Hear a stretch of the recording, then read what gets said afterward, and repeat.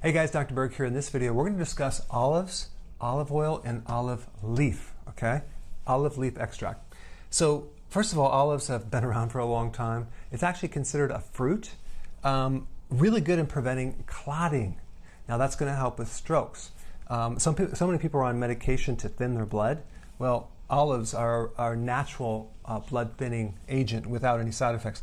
It's loaded with vitamin E, vitamin A in a pre-vitamin A form, copper, iron, really good for high blood pressure. Okay, so those are olives. And then you have the oil from the olive. Extra virgin I would recommend. But this oil is a really potent anti-inflammatory. It's considered in a weak ibuprofen because it has effect on pain and headaches.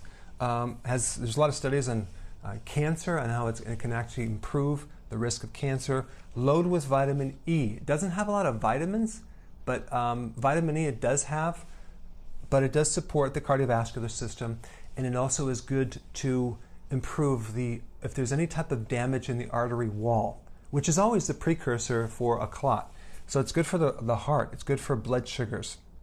But olive leaf extract is something that I really recommend a lot. It's antiviral, antibacterial, antifungal. It's just an overall good killer of bugs in your body. And even if you have something like MRSA, this is what I would be taking. I remember one time I had the flu, and I took this, and within an hour I was better. So it's really good for viral infections and other infections. Some people take it as a natural antibiotic as well. Really good for blood pressure. Very good for allergies, especially of the sinus. And there's studies that it's very anti-tumor. So you might want to keep this around in the house in case you're run down with something. And I would also combine this with oregano oil.